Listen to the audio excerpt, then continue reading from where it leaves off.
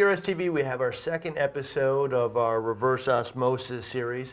In this episode, we're going to show you how to install a reverse osmosis system.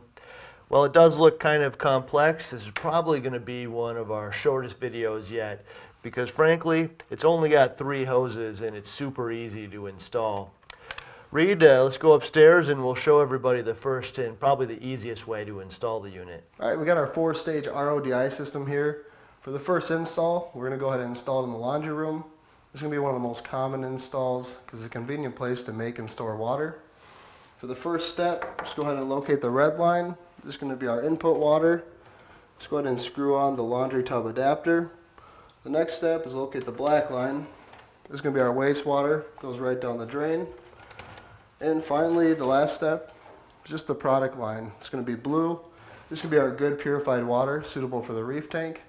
It really does take only about 45 seconds. Now we'll go show you how to install it on a standard sink. So there's 2 basic ways to install a reverse osmosis system onto a standard sink like this one. The first is to install it underneath the sink as a more permanent install. And the second is just to install it onto the counter as a temporary install where you can take the system out as needed. This is pretty popular because, frankly, you only need to use this to produce water for your aquarium every week or so. So the first step is to remove the aerator here and replace it with your faucet diverter valve, which we have attached to the supply line. It has its own aerator already installed on the bottom.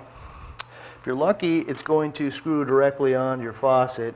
In this case, I'm not so lucky, so I'm going to have to use an adapter ring. You can find one of these over at your local hardware store. Just bring in your aerator and diverter valve and they'll help you find one in a minute or so. They only cost about $1, so it's not a big expense. We'll just screw that in and then attach our faucet diverter valve. And the valve has a nice little switch on the side here where we can divert water out to our RO system, but if we need water back again out of the faucet, we can just turn it back again. So this is pretty much like the rest of the install that Reed had, where you just slide the wastewater line down the drain here. And we have our product water out of the blue line. I can put this in any type of storage bin to be used for the aquarium. So Reed here is going to install one underneath the sink next, which is a little bit more complex, but also pretty easy. All right, for this install, we're going to go ahead and put the RODI system underneath the sink here. We're going to connect it to a permanent water source. There's 2 primary ways of doing this, one of which is a self-piercing saddle valve. It works by piercing a hole in the copper pipe and connecting just like you can see here. The self-piercing saddle valves are pretty handy, but like I said, it does create a permanent hole in your water connection, which isn't ideal for most of us. This is where I'm going to prefer the Murloc Easy Angle Stop adapter, which just screws in between your flexible tubing and your sink shutoff valve. So you can see I have it installed here. It was super easy to do, and this allows you to have a permanent water connection without creating any permanent holes in your water supply. We also took this opportunity to install our drain adapter kit for our wastewater line. This will make a nice secure connection to the drain. When installing this, all you have to do is drill a small hole a couple inches above the trap and then securely clamp it down. So last step in this install was hooking up our input line as well as our wastewater line and the connections we made. We also added a ball valve. This is going to be really convenient to just turn on the system whenever we want to make water. Now we'll go check out Ryan's system installed in the furnace room.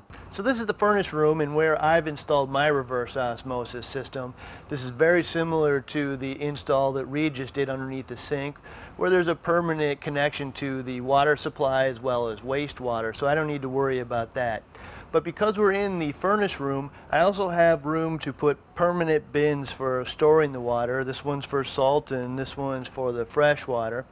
I have a nice little ball valve here which will be able to send water only to the salt water or fresh water, or even turn both of them off. This is particularly nice when I've mixed up my salt water and I don't want any more water to go in there because it will dilute the mix. I've also installed a float valve here on both of our containers in conjunction with the auto shutoff valve that's installed on this system. This will prevent the bins from overflowing onto the floor, and really an invaluable item in my opinion. So that wraps up today's episode of BRStv. In our next episode of this series, we are going to talk about the key differentiators between a BRS system and all the other systems out there. Thank you for watching BRStv.